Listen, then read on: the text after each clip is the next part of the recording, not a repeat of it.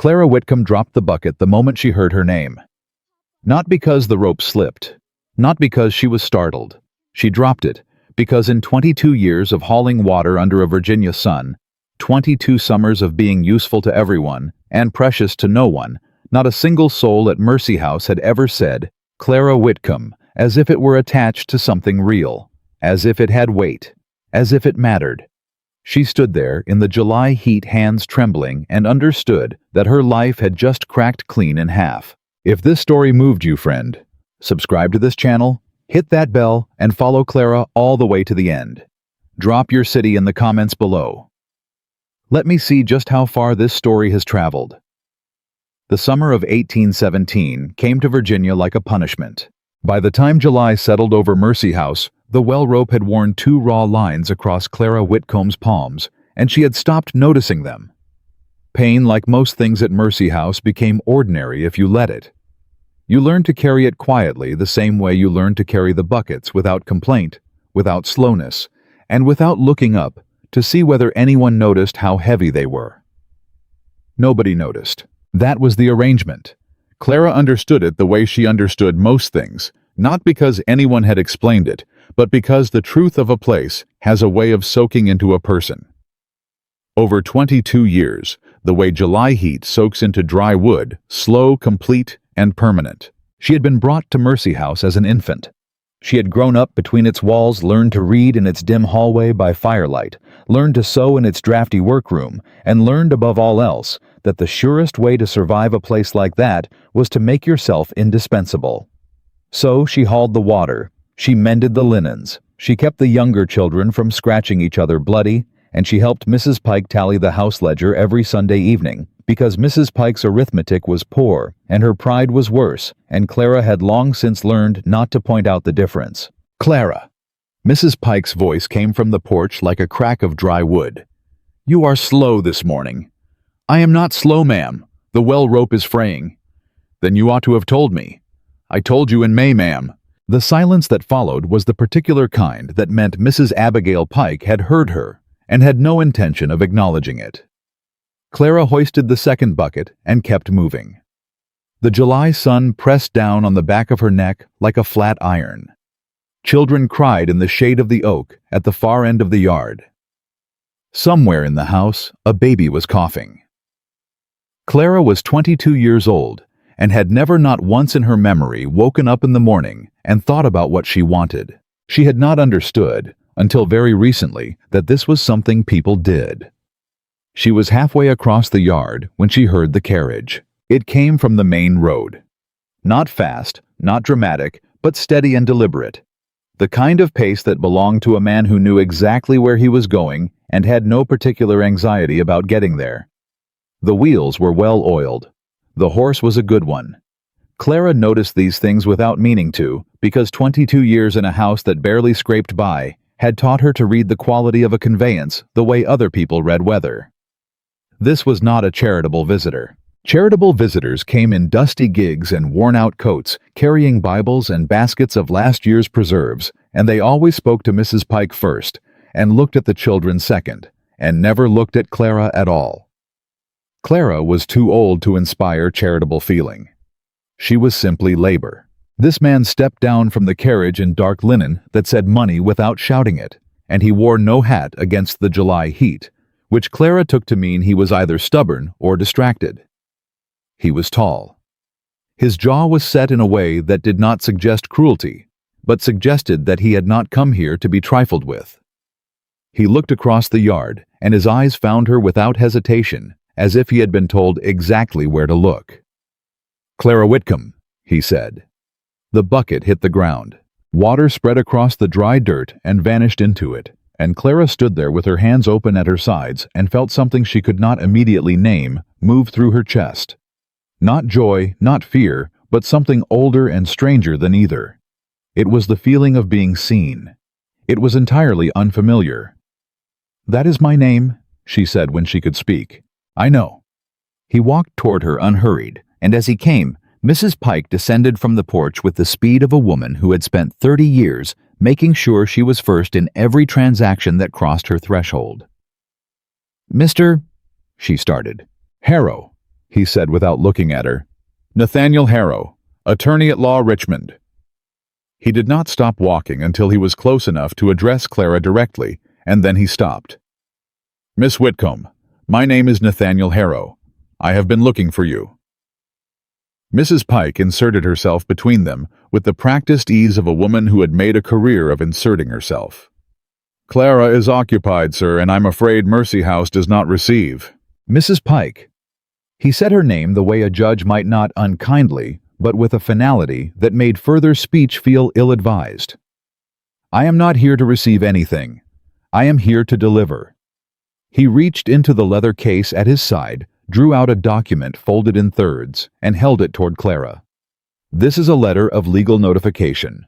It concerns an estate matter, and it is addressed to Miss Clara Whitcomb. Clara looked at the document.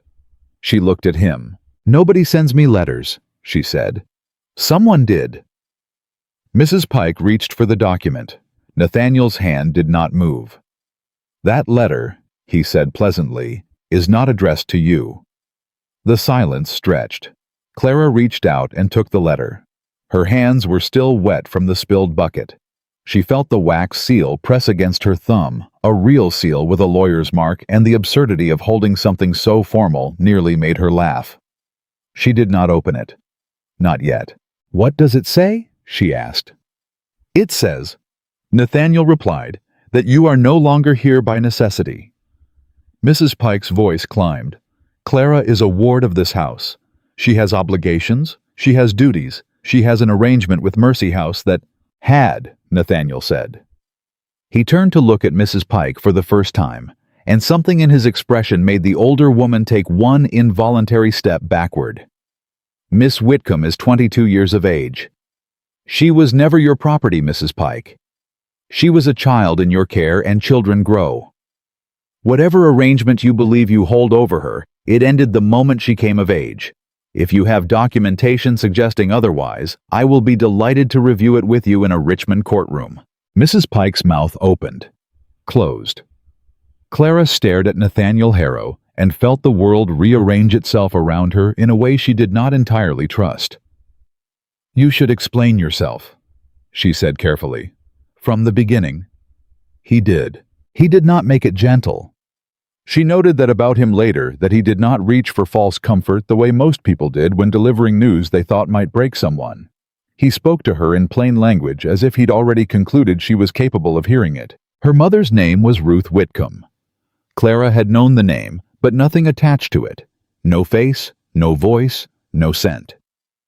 Ruth Whitcomb had been a seamstress in Richmond, and she had died 3 weeks after Clara's birth from a fever that Mercy House's records listed with its particular brand of institutional coldness as complications of confinement.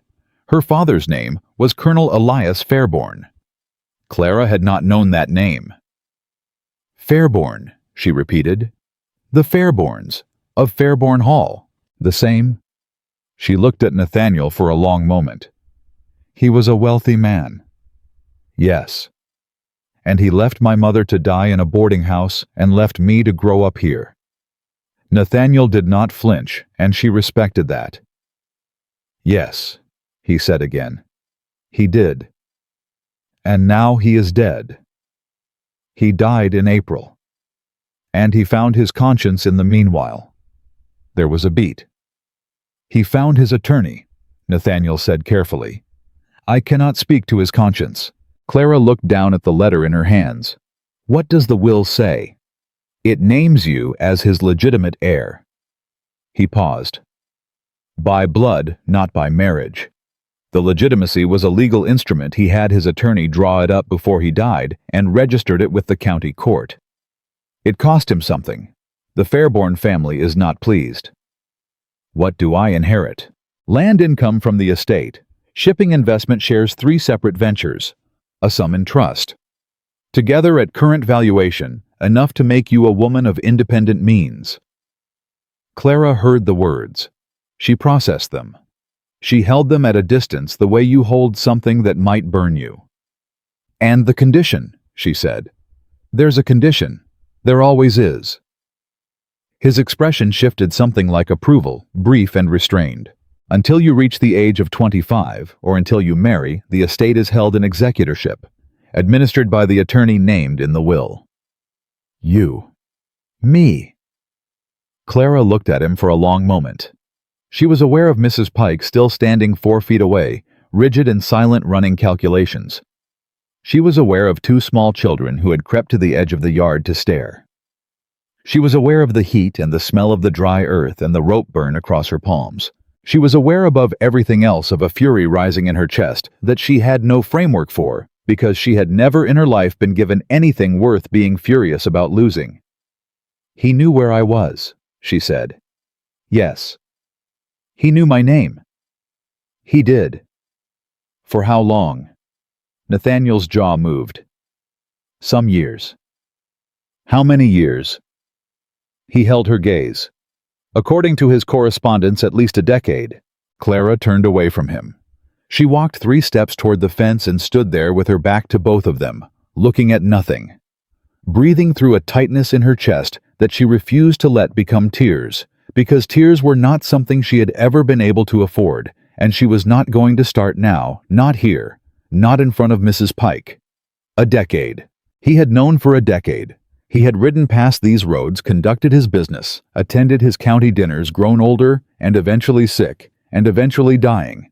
And he had known that his daughter was hauling water under the July sun 12 miles away and calling it a life. And in the very last act of his life, with nothing left to lose, he had decided she deserved to exist. She turned back around. "I want to be clear," she said, and her voice was steadier than she felt, "about what you are asking me to do." "I am not asking anything," Nathaniel said quietly. "The will is executed. The estate is yours." "The estate is yours to manage," she corrected.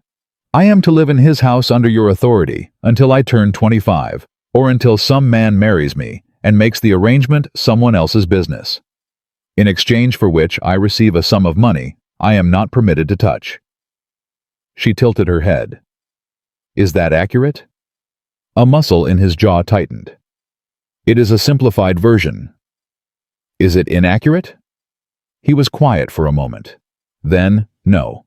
"Good," she said. "I prefer accuracy." She looked down at the document still in her hand. "I will come, because the alternative is staying here, and whatever Fairbourne Hall turns out to be, it is something other than this." She looked up at him.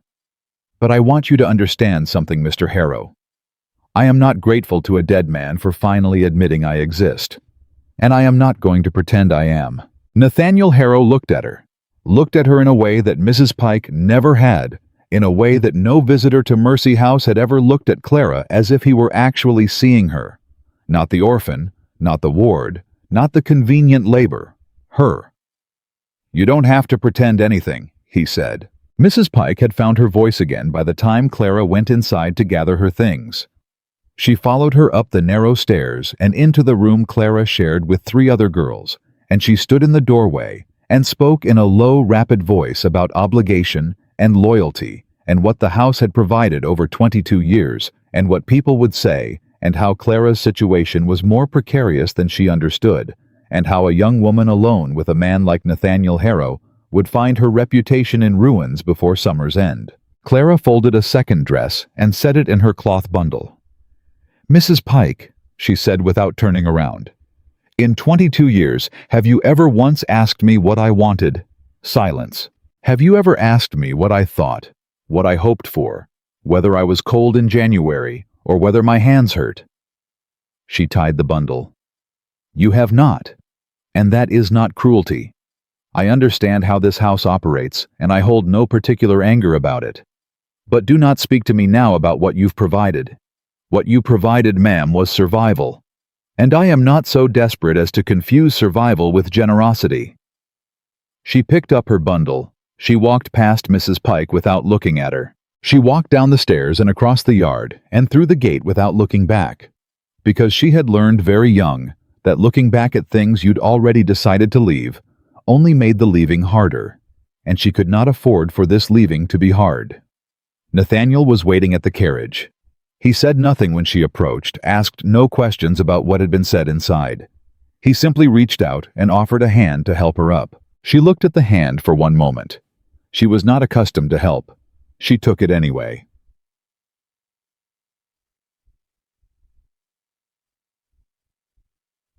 The road to Fairbourne Hall ran through tobacco fields and old county lanes, where the heat pressed down through the canopy in long, slow waves, and the only sounds were the horses' hooves and the dry singing of cicadas in every direction. Clara sat across from Nathaniel and held her bundle in her lap, and looked out the window and tried to think clearly. She was not succeeding. "Ask what you want to ask," Nathaniel said. She looked at him. "I beg your pardon. You've been working something over since we left the gate. I'd rather you ask it than spend the next 2 hours watching you not ask it." Clara considered him. "How long have you been his attorney?" 3 years. "Did you know about me before the will?" A pause. "He mentioned you, in connection with the will when we began drafting it." "Did you argue for an earlier arrangement? Something that would have reached me sooner?" The pause this time was longer. "I advised him that delay carried risk, that you were growing older, and that legal arrangements become more complex when a natural heir reaches adulthood without acknowledgement.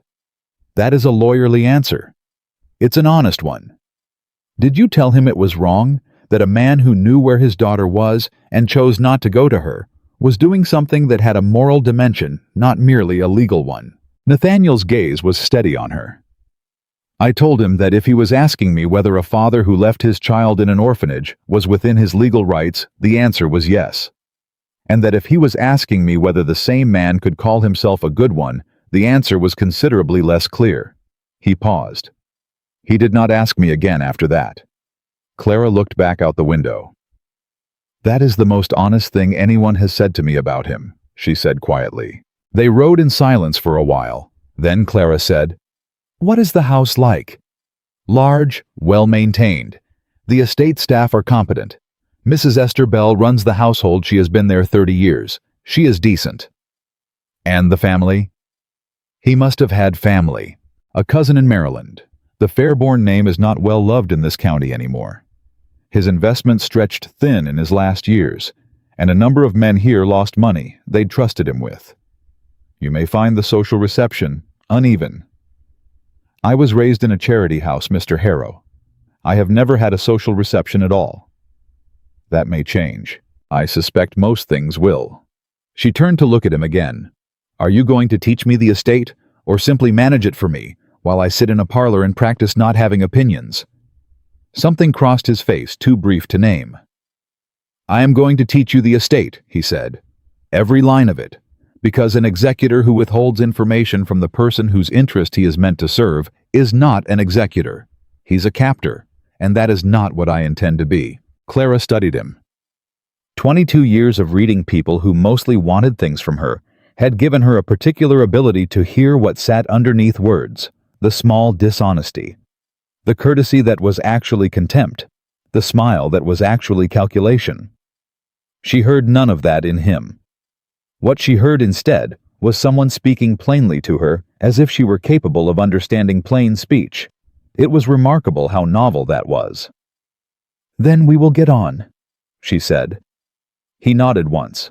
Outside, the tobacco fields gave way to a long drive lined with old trees, and at the end of it, Fairbourne Hall appeared large and still and formidable under the white weight of the afternoon sun. Clara looked at it and felt no tenderness and no excitement. She felt the same thing she felt when she looked at any large problem. She felt the need to understand it. "One more question," she said as the carriage slowed. "Ask. You said a man who knew where his daughter was and chose not to go to her, you implied that was wrong." "I did." "But you also drafted the will that left me under a guardianship I did not agree to with a man I did not choose for 3 years. Nathaniel looked at her. He did not look away. "Yes," he said. "I did." "Then in your estimation," Clara said quietly, "what does that make you?" The carriage stopped. He was quiet for a long moment. Then he said, "Responsible for doing better." He stepped out. He offered her his hand again. This time she took it without hesitation.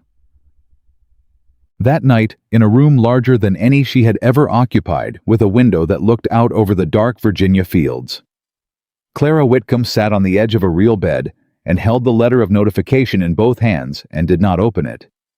She already knew what it said. What she did not know. What she sat in the dark, turning over and over like a stone she couldn't identify, was what it meant to be the daughter of a man who had finally admitted she existed, and to feel almost nothing toward him. Not grief, not gratitude, not even the particular bitterness she had expected. Only the slow, careful settling of a woman who has just understood that her life until this morning had been borrowed. That every year in Mercy House had belonged to Mrs. Pike's ledger, and Mrs. Pike's schedule, and Mrs. Pike's assessment of what Clara Whitcomb was worth. That starting today, the accounting was different.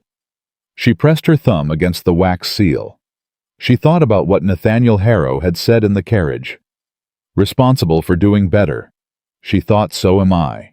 She set the letter on the nightstand, lay back on a mattress that was softer than anything she'd ever slept on, and stared at the ceiling until sleep came. She had inherited wealth. She had not yet inherited freedom. Those she was beginning to understand were entirely different things. And only one of them could be given to her by a dead man's will. The other one she was going to have to earn herself. Part 2. The house that was never hers. She was awake before the house was. Clara lay still in the dark and listened to Fairborn Hall breathe the creak of old timber, settling the slow drag of a shutter somewhere down the hall, the sound of the world outside beginning to stir before anyone had given it permission. She had spent 22 years waking to noise, children coughing, doors slamming, Mrs. Pike's voice already sharp before sunrise. This quiet was so complete it felt like a test. She got up. She dressed without lighting a candle, the same way she had dressed every morning of her life by touch and memory, and the stubborn habit of needing no assistance. Then she stood in the center of the room and looked at the door and made herself a promise, quiet and simple and entirely private. She would not spend a single day in this house behaving as if she did not belong in it. Whether she belonged in it or not was a separate question. She would settle that later. She went downstairs. The library was the second door on the left, and she pushed it open because it was the room Nathaniel had mentioned the evening before. In passing, the estate ledgers are kept in the library. You'll want to familiarize yourself, and she had taken that as the nearest thing to an invitation she was likely to receive. The ledgers were there. 3 of them, thick and leather-backed, arranged on the left side of the main desk. She pulled the nearest one open. She was 2 pages in when she heard the door. "You're up early," Nathaniel said. He stood in the doorway with his coat not yet buttoned, a cup of something hot in his hand, and the expression of a man who had expected to be alone for at least another hour. Clara did not look up from the ledger. "So are you?" she said. He was quiet for a moment. Then he came in and sat down across the desk from her, and she heard him set the cup down, and still she did not look up. "What are you looking at?" he asked. "Rent records, 1811 through 1816. She turned a page. "There's a tenant, Thomas Greer, Northwest Quarter, paying 12 shillings per harvest for 6 years running. Same amount. No increase." "Correct." "The tobacco yield on that quarter went up by 30% over the same period. I can see it in the harvest logs." She finally looked up. "Why is his rent unchanged?" Nathaniel was watching her with an expression she couldn't read. "The previous overseer managed tenant agreements. He may have had a private arrangement with Greer. Or he may have been receiving something on the side to leave the rate low." Silence. "That is a serious accusation," Nathaniel said. "That is a serious discrepancy." Clara held his gaze. "I am not accusing anyone of anything yet. I am asking why the numbers do not agree with each other. Is that not what you said I should do? Understand the estate." He leaned back. Something moved across his face, not irritation. Something closer to the expression of a man recalibrating. "Yes," he said. "It is." "Then help me understand this one." He pulled the ledger toward him. He went quiet for a long time, running his finger down the columns. Clara watched him read and thought he already knew. Not everything. but he suspected something. She could see it in the way he was not surprised, only careful. "There's another one," she said. Page 43. A shipping dividend from the Chesapeake Venture Spring 1815. Listed as received in the summary, but when you trace it through the individual accounts, the deposit never appears. Nathaniel turned to page 43. He looked at it for a long time. £12, he said quietly. £12 and 4 shillings. Recorded as received, never deposited, and no notation explaining the discrepancy. Clara folded her hands on the desk. "How many accounts does the estate have, Mr. Harrow?" 7 separate accounts. 3 land, 2 shipping, 1 trust, 1 operating. "And when did you last audit all 7 against each other?" The pause that followed told her everything. "Not recently enough," he said. He said it plainly without defensiveness, and she respected that, even as it alarmed her. Because a man who could admit a failure that easily was either unusually honest or had already absorbed the knowledge of it, and she was not yet sure which. "We will audit them," she said. "All of them, together, starting today." He looked at her across the desk. The morning light was coming through the windows behind her, and she was aware that she was sitting in a dead man's chair, in a dead man's house, making demands of the attorney appointed to manage everything she had just been handed, and that any other woman in her position might have spent the morning weeping or praying or writing letters to distant relatives she'd never met. "All right," he said. That was the beginning. Bonk. The days that followed had a structure Clara had not expected. She had anticipated instruction dry formal, the kind of education that was really just a performance of education, the way Mrs. Pike had taught the younger girls to read, by making them repeat words aloud without ever explaining what the words were for. She had anticipated being managed, tolerated, guided in the direction that suited everyone else's convenience. What she got instead was Nathaniel Harrow's sleeves rolled past the elbow, spreading documents across the library table and speaking to her as if she were a colleague. He taught her how rent collection was structured, and why some tenants paid quarterly, and others annually, and what the legal difference between a lease and a tenancy at will meant, and how that difference could save or ruin a landlord in a bad season. He showed her the shipping contracts and explained how a venture investment worked, and why a 30% stake in a Chesapeake cargo run was worth considerably more than a 20% stake in an Atlantic one, because of the risk differential and the turnaround cycle, and the way weather affected the mathematics of return. He spoke to her in plain English. He did not simplify. When she did not understand something, she asked, and he answered without making her feel the asking was a burden. By the end of the first week, she had asked him approximately 400 questions. By the end of the second, she had stopped asking some of them because she could answer them herself. "This lease," she said one afternoon, pushing a document toward him across the table. "The Milner acreage on the South Road. The renewal clause gives the tenant the right to purchase at 1812 valuation. Yes, that valuation is 17 years out of date. If Milner exercises the clause this year, the estate loses the difference between 1812 pricing and current market value." She paused. "Which is approximately £60, Nathaniel said. "I know." "Did my father know? I do not believe he reviewed this lease personally." "Did his attorney know?" She looked up. "The previous one. I inherited this case from a man named Croft. He retired to Maryland in 1815. Nathaniel's voice was even. "I have found several arrangements in these documents that I would not have drafted myself." "That is a diplomatic answer." "It is an honest one." Was Croft taking money in? The silence this time was a different kind, not the silence of a man who didn't know, but of a man deciding how much to say. "I have no proof," he said finally. "What I have is a pattern of agreements that consistently favor certain parties over the estate. Greer's rent, the Milner clause, the missing 1815 dividend." He met her eyes. "I began examining these records when the estate came to me. I have not yet found a single transaction I can call theft. I have found a number I would call convenient. Convenient for whom? For the tenants involved, and possibly for the man who drafted their agreements." Clara sat back. She thought about this, about a dead man's attorney slowly draining an estate dry through 100 careful arrangements, each one legal, each one just barely explainable, none of them defensible if laid out in plain daylight. "Can we fix the Milner clause before renewal?" she asked.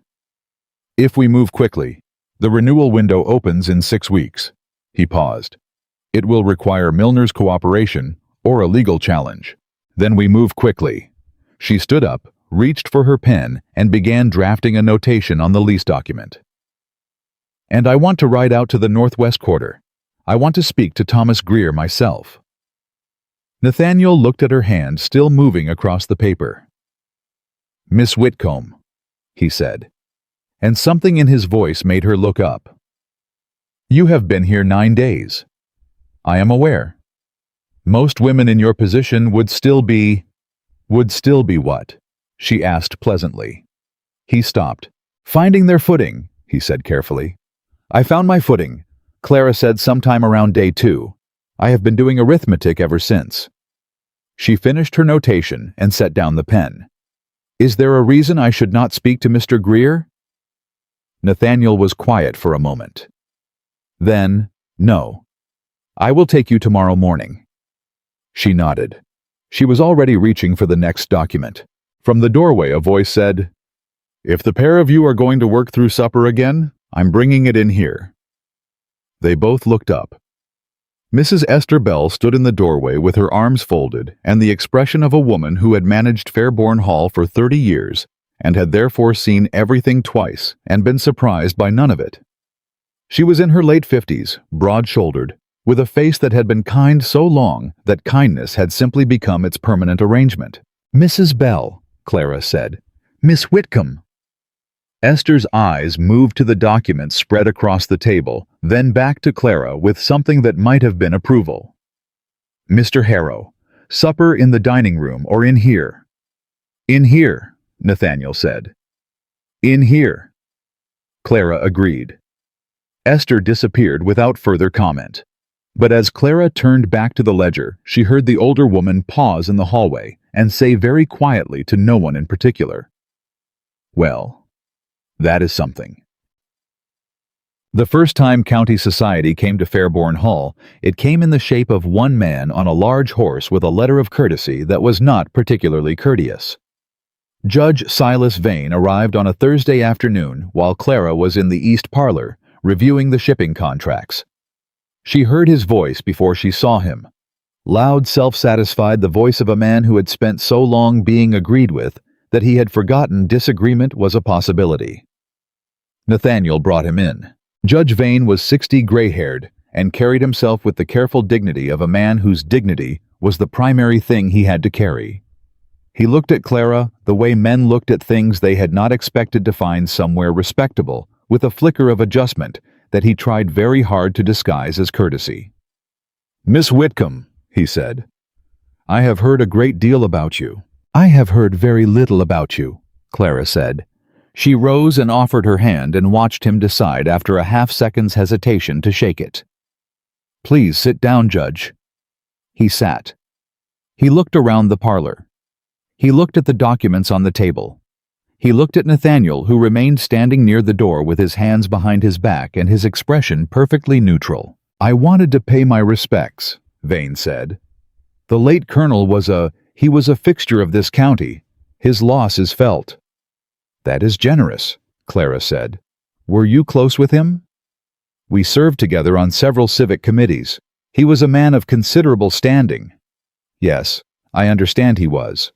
She folded her hands. "And now his estate is in the hands of a woman from a charity house. I imagine that is the part the county is finding most interesting." Vane's expression tightened at the corners. "I would not put it—" "How would you put it?" The silence was sudden and thorough. Nathaniel near the door said nothing.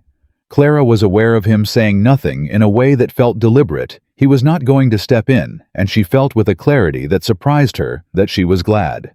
"I would say," Vane said slowly, "that certain questions of propriety naturally arise when a young woman of uncertain background takes up residence in a home of some consequence, particularly under the care of an unmarried man." "I am not under anyone's care," Clara said. Mr. Harrow is the estate executor. That is a legal designation. My residence here is a function of the will's terms. Both of those facts are documented and registered with the county court. She tilted her head. Is there a legal question you'd like to raise, Judge Vane, or is this a social call? Vane looked at her for a long moment. He had the expression of a man who had come expecting to find uncertainty and had found instead a very composed young woman with documents on her table and no apparent interest in being managed. A social call, he said finally. Then I am pleased you came. She smiled. Do thank Mrs. Vane for the thought. He left 20 minutes later. Clara heard the horse on the drive, and then the house went quiet again. Nathaniel came back into the parlor. He stood there for a moment. Then he said, You did not need to take him on directly. He was questioning my right to be here. He was probing. There is a difference. Not to me. She looked up at him. Mr. Harrow, I have spent 22 years in a house where my right to exist was conditional on my usefulness. I am not going to spend the next 3 years in this one performing uncertainty for the benefit of county judges. She paused. You said you would teach me the estate. I did. Then teach me this part too. Who else will come? What they will say? What they truly want? Her voice was steady. Because that man did not ride out here to pay respects to a dead colonel. He came to take my measure. And I want to know why. Nathaniel was quiet for a moment. Then he pulled a chair up to the table and sat down across from her, and for the first time since she'd arrived at Fairbourne Hall, his posture lost some of its careful formality. Silas Vane, he said, held a note against your father. A private lending arrangement from 1813. The colonel paid it in full before he died, but Vane believes there were additional obligations, investment losses from a venture your father recommended to him that were never properly settled. So he believes the estate owes him money. He believes it. He cannot prove it. But if he can establish that the estate's management is irregular, or that your claim to the inheritance is legally fragile, he has grounds to petition the court for a creditor hearing. Clara stared at him. And is my claim legally fragile? No. The documentation is solid. The legitimacy declaration was filed before your father's death and witnessed by 2 county magistrates. He paused. But fragility and the appearance of fragility are different things in a county courtroom. If Vane decides to make noise, he can make a great deal of it before anyone stops him. Then we make sure there is nothing for the noise to stick to. Clara picked up her pen. Show me the legitimacy filing, every page. I want to understand exactly what it establishes and what it does not. He reached into his case and handed it to her. She began reading. Across the table, Nathaniel watched her read and said nothing and did not look away. Mrs. Esther Bell found her the following evening. Clara had not been looking for anything. She had been walking the upper hall with a candle, unable to sleep again, moving through the house the way she moved through problems systematically from one end to the other until she'd mapped every corner. She'd been doing it each night for a week, quietly, so as not to wake the staff. It was not loneliness. She had told herself firmly, it was not loneliness. She was at the north end of the hall, near a door she'd always found locked when she heard footsteps on the stair. That door has been locked since before the colonel died, Esther said, appearing at the top of the staircase with a lamp of her own. She did not seem surprised to find Clara there. He gave me the key the week he took ill, said it wasn't for him to decide what to do with what was inside. Clara looked at the door. What is inside? Esther held out the key without a word. The lock turned smoothly. The door swung open. The room beyond was small and plain, not a bedroom, not quite a study. A workroom, maybe. A sewing table along one wall. A chair. A small shelf with thread and needles arranged by color. And in the center of the table, sitting in the particular stillness of something that had been left to wait for a very long time, a sewing basket. Woven reed polished smooth by years of handling. The kind of basket a woman used every day. Clara's hands were already shaking when she stepped forward and lifted the lid. Inside, folded small, was a scrap of cloth. Cream-colored linen. Someone had embroidered it in small, careful stitches, the kind of stitches that took patience and intention, and the steady hand of a woman who had known how to make something last. The stitching read, "My daughter must know she was loved." Clara did not make a sound.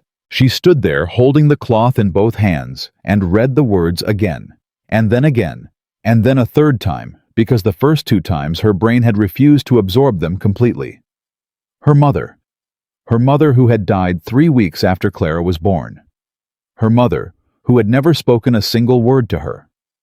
Her mother, who had left her involuntarily, terribly without choice, in the care of a house that had never once told her she was precious.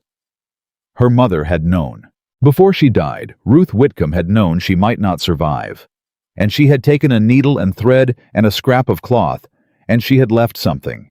Not for the world, not for the colonel, not for Mercy House or the county or anyone with any power at all. Just for her daughter. My daughter must know she was loved. Clara sat down on the floor, not elegantly, not with any particular intention. She simply sat down because her legs had decided the standing was finished, and she pressed the cloth against her chest, and for the first time in 22 years, possibly for the first time in her life, in any real sense, she wept.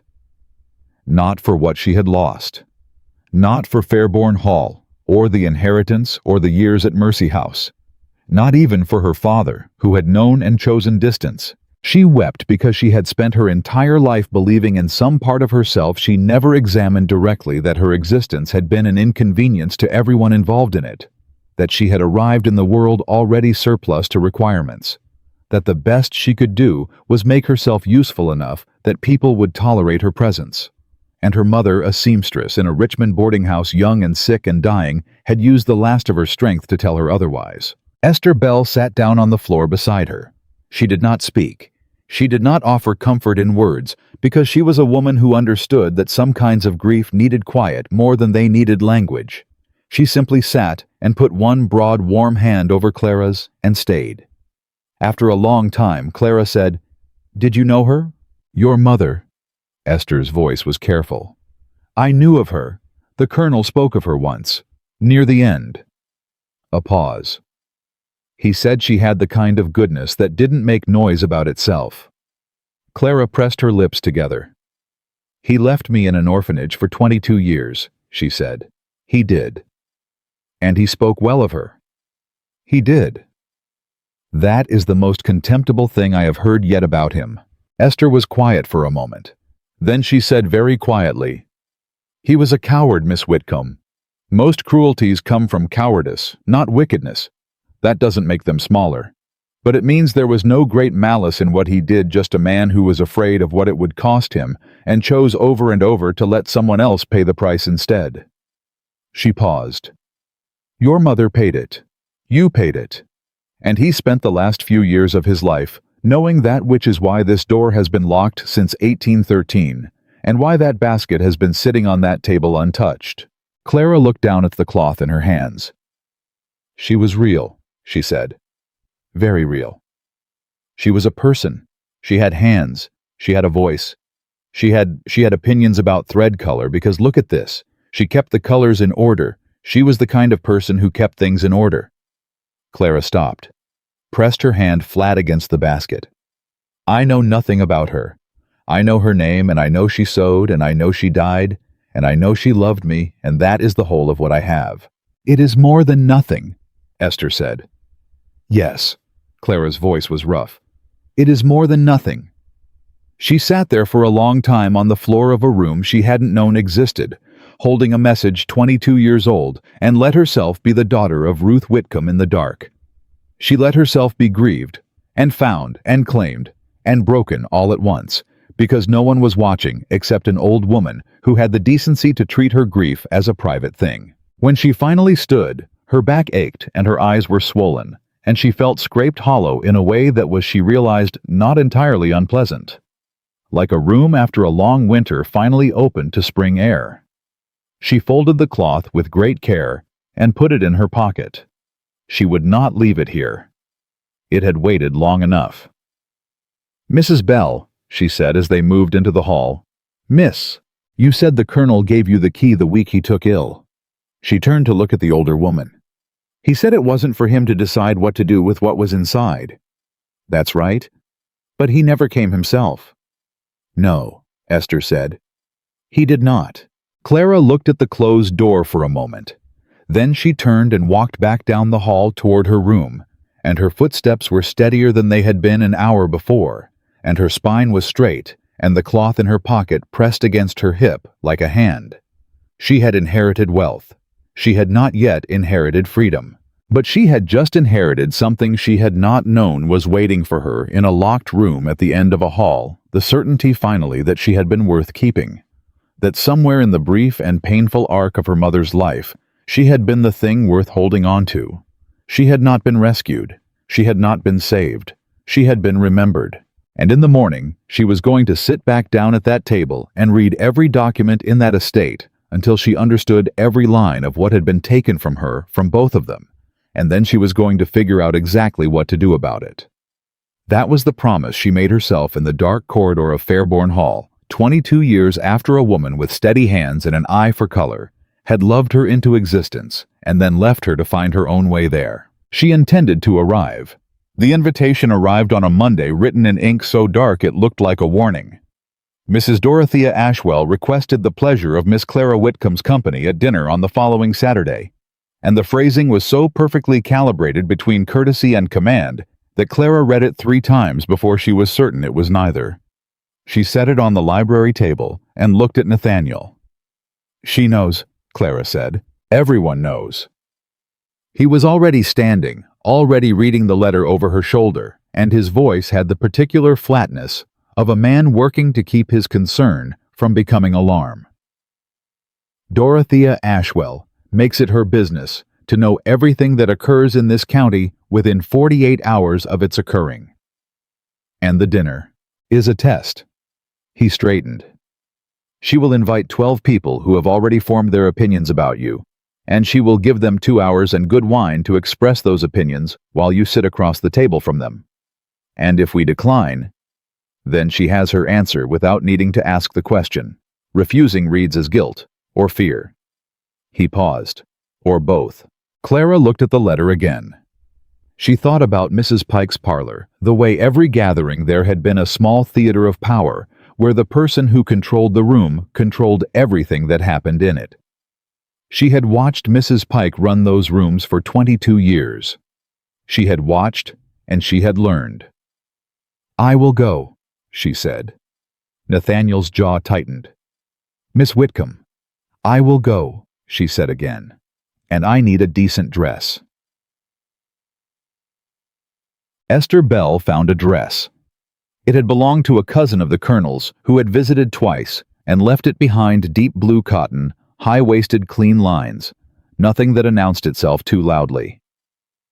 Clara put it on Saturday morning and looked at herself in the mirror for exactly 10 seconds, and then turned away, because looking at herself in mirrors had never been something she'd had much practice at, and she was not going to develop the habit on a day when she needed to be steady. Nathaniel saw her in the front hall and stopped walking. He recovered quickly, but not quickly enough. You look, he started. Presentable, Clara said.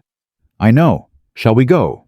He said nothing further, but his hand when he helped her into the carriage lingered for just a moment too long, and she felt it and said nothing, and they rode in silence for the first mile, and the silence had a different quality than their usual working silences.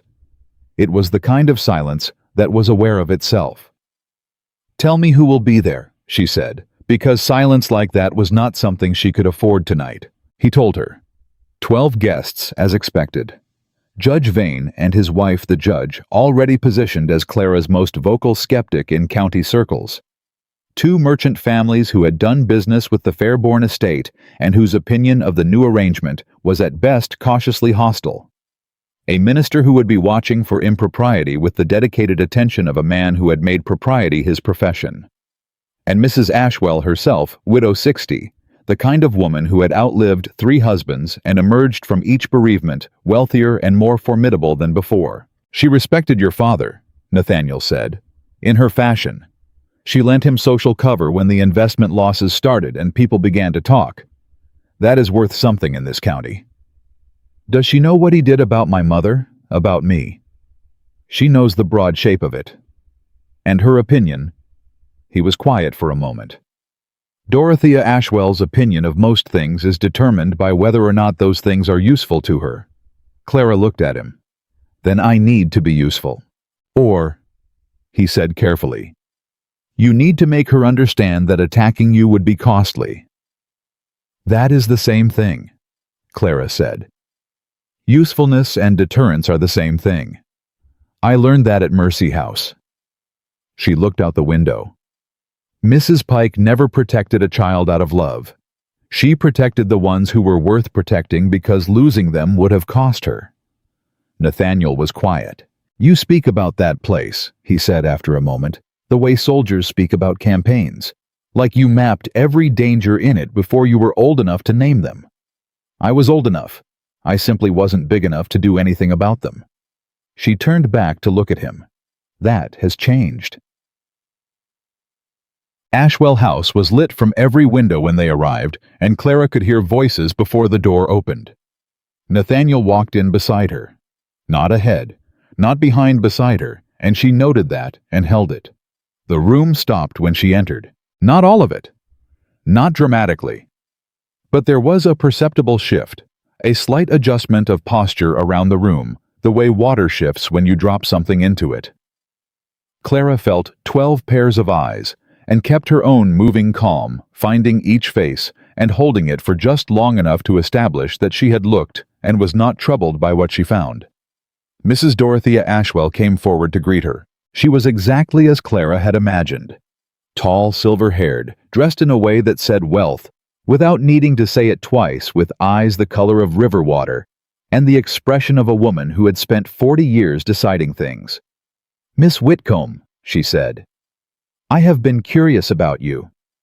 I have been curious about a great many things since arriving in this county, Clara said. It seems we have that in common. Something moved in Ashwell's expression, something that might in different lighting have been amusement. Come, she said, let me introduce you. The introductions were conducted with the precise social cruelty of a hostess who has arranged her room like a chessboard. Clara was introduced to Judge Vane and his wife as Colonel Fairborn's Discovery, the pause before the word so slight that anyone who called it out would look unreasonable.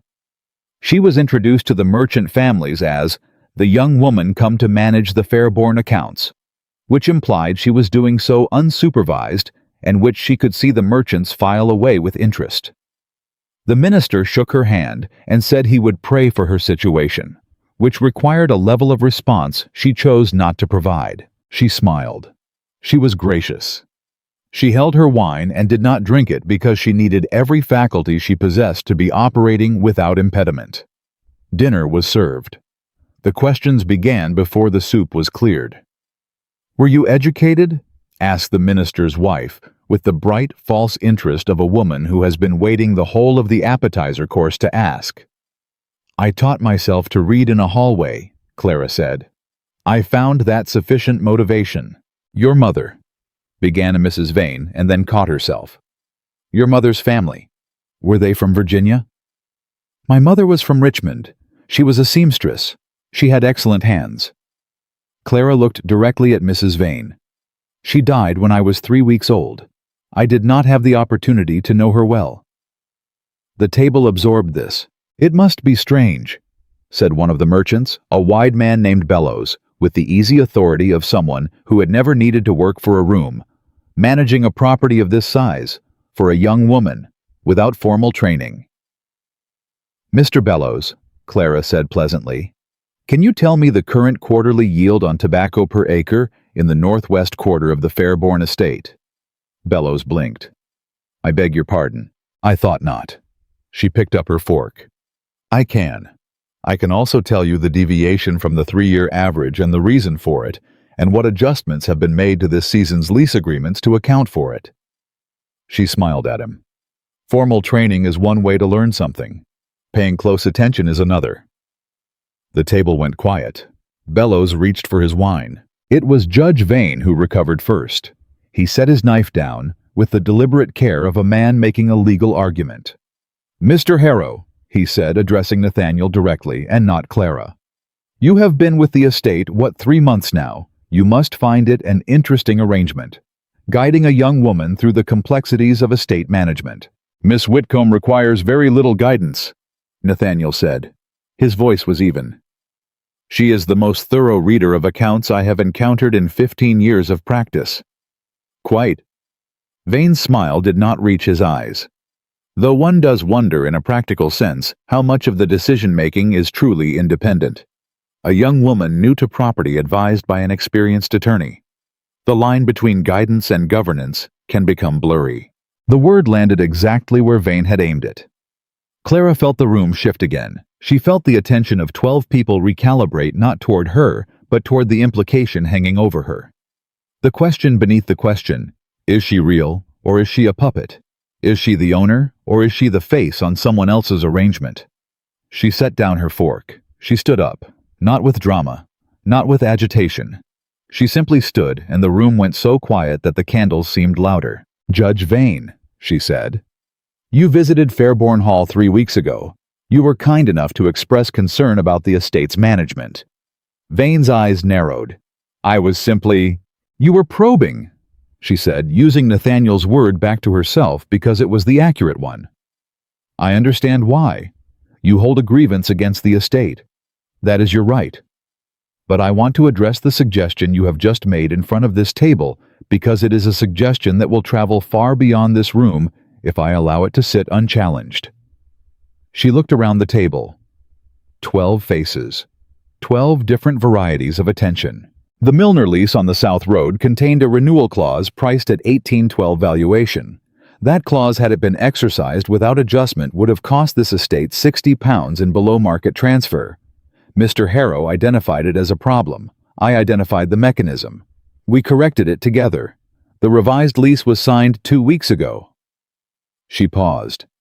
The 1815 shipping dividend from the Chesapeake venture, £12 and 4 shillings, was logged as received in the estate summary, but never deposited into the corresponding account. I found it on the 9th day. We traced it. We are pursuing recovery. She looked back at Vane. The new 5-year lease framework for the Northwest Quarter, which restructures rent according to actual yield rather than fixed rate, was drafted by me. Mr. Harrow reviewed it for legal form. I designed it.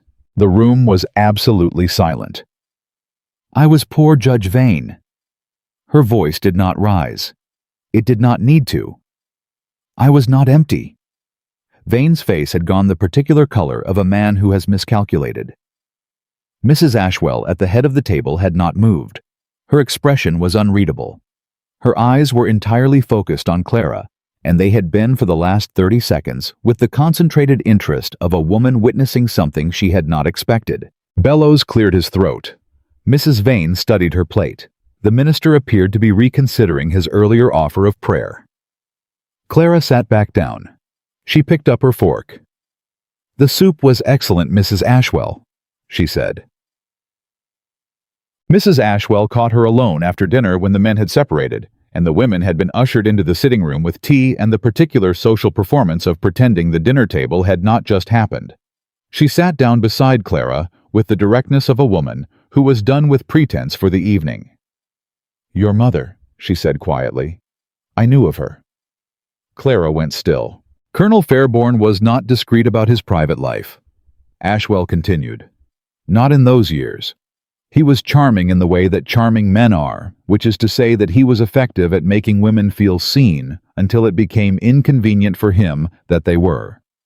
She looked at Clara directly. Your mother came to him in good faith.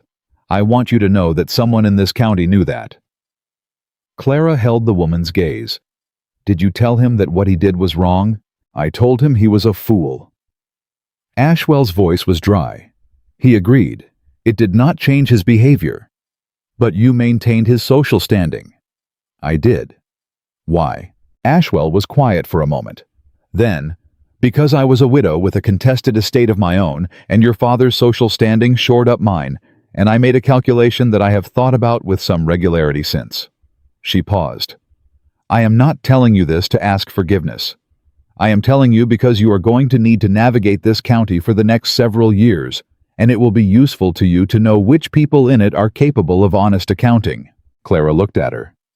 Are you one of them? I am telling you this, am I not? You are, which means you want something. Ashwell smiled, a real one this time, quick and sharp and genuine. Your father was right about one thing, she said. He said in his last year that he had a daughter who was going to be smarter than everyone who had underestimated her. He said it like it was a comfort. Her eyes were steady. I believe he was right. Clara said nothing for a moment. Then, what do you want, Mrs. Ashwell? An ally, the older woman said simply. This county is run by men who make their decisions in courtrooms and counting houses and assume the rest of us will abide by whatever they decide. I have spent 30 years demonstrating that we will not. She tilted her head. You have just demonstrated the same thing rather effectively at my dinner table. I find I am interested in where that goes. Clara held the teacup in both hands and thought about it carefully. I do not yet know enough about this county to know who you are aligned against, she said, or what that alignment might cost me. A fair answer. I am not saying no. I am saying not yet. Ashwell nodded once. Then we understand each other. The carriage ride home was nothing like the ride there. The ride there had been charged with preparation, with the particular tension of two people bracing for something. The ride back was charged with something else entirely, something looser, rawer, more difficult to categorize. Clara sat across from Nathaniel and watched him not look at her. He was looking at the window. His jaw was set, and his hands were on his knees, and he had the entire posture of a man containing something under considerable pressure. She had been watching him all evening. She had watched him stand near the doorway at dinner and say nothing when the questions began. And she had understood in the moment that his silence was not indifference. It was the very specific restraint of a man who knew that speaking would have undermined the very thing she was demonstrating. She had been grateful for it in a way she hadn't anticipated. She had also watched his face when Judge Vane made his implication. She had seen what crossed it. You are angry, she said. He looked at her. I am not. You are. You have been since Vane spoke. His jaw moved. What Vane said was designed to damage you. I did not enjoy sitting at that table and being constrained from addressing it. I addressed it. I know. His voice was tight. Which is exactly why I did not. You addressed it better than I could have. A pause. You were extraordinary, Clara. Her name. Not Miss Whitcomb. Her name. The silence that followed was the sharpest one yet. She held very still.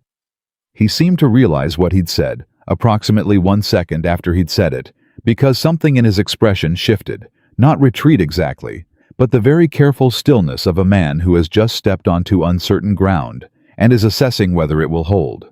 I beg your pardon, he said. Miss Whitcomb. Don't, she said quietly. Miss, I said don't. She looked at him across the narrow space of the carriage. You have sat across a table from me for 5 weeks, Mr. Harrow. You have corrected my arithmetic and argued about lease law and told me when I was wrong. You have never once spoken to me as though I required careful handling. Do not start now. He was quiet for a long moment. Clara, he said again, and the second time was different, deliberate, not accidental. There it is, she said softly. The carriage moved through the dark, and the road was uneven, and for one long moment they sat in the swaying dark and neither of them looked away. I need to tell you something, he said. Then tell me. He looked at his hands first, then back at her. Teaching you stopped being duty some time ago. I cannot tell you exactly when, because it was not a single moment, it was gradual. The way most things that matter are gradual.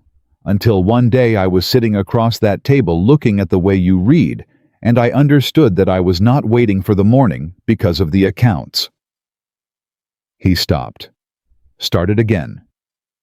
I wait for the morning because morning brings you into the library.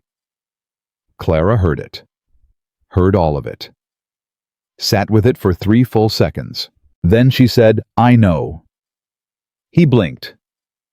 I have known for 2 weeks, she said. I was waiting to see whether you would say it, or spend the next 3 years pretending it wasn't true. She held his gaze. I find that I feel the same way. I want to be honest about that.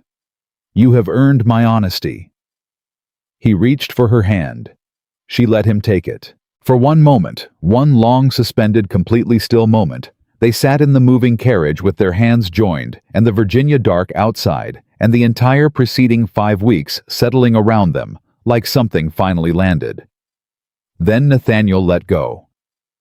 He let go and sat back, and the look on his face was not rejection. It was something far more complicated and far more costly than rejection.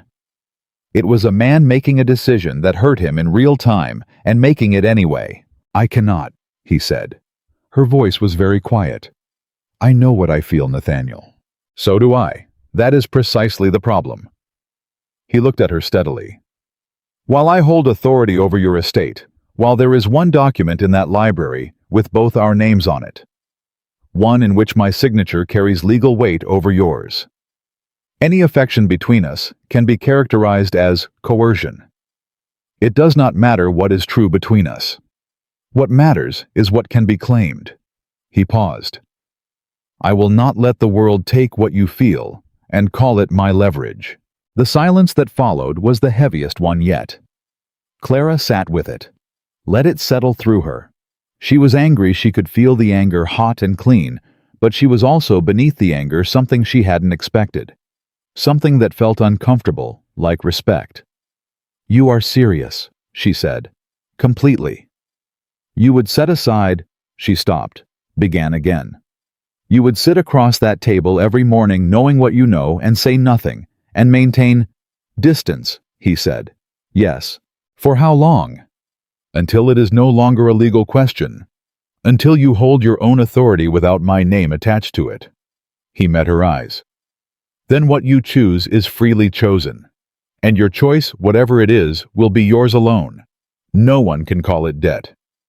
Clara looked at him for a very long time. Then she turned away and looked out the window and pressed her lips together hard and let 3 full seconds pass. That, she said finally to the dark outside the carriage, is either the most honorable thing anyone has ever said to me or the most frustrating. It is both, he said.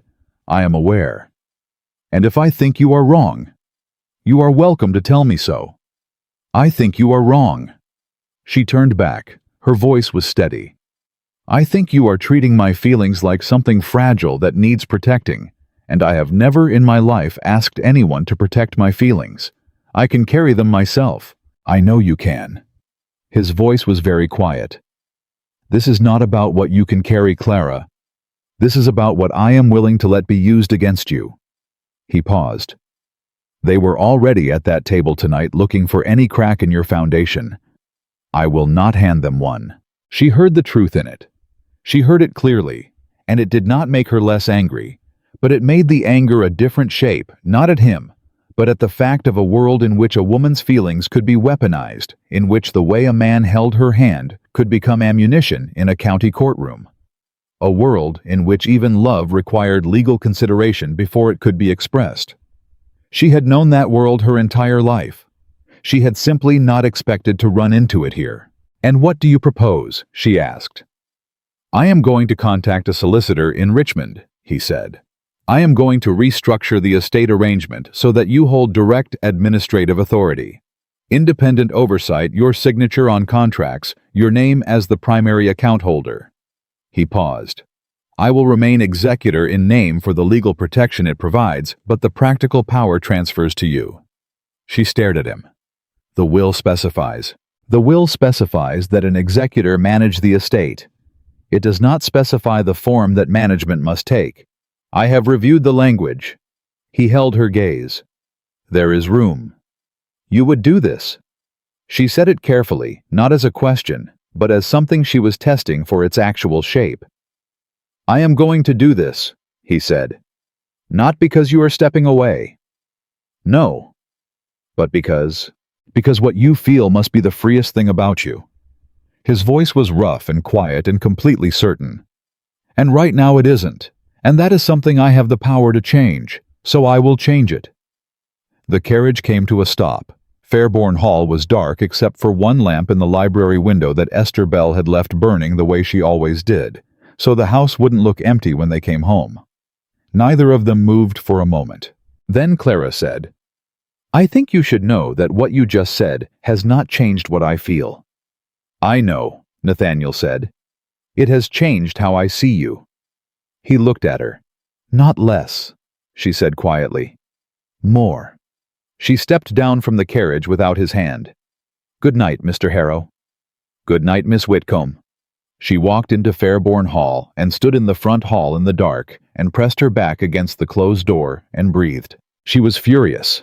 She was moved. She was more tangled up than she had any reasonable grounds to be after one carriage ride and one held hand, and one man's voice saying her name twice in two different registers. But beneath all of that, beneath the anger and the admiration and the frustrating, inconvenient, completely unwanted tenderness, was a thought that sat quiet and clear as creek water.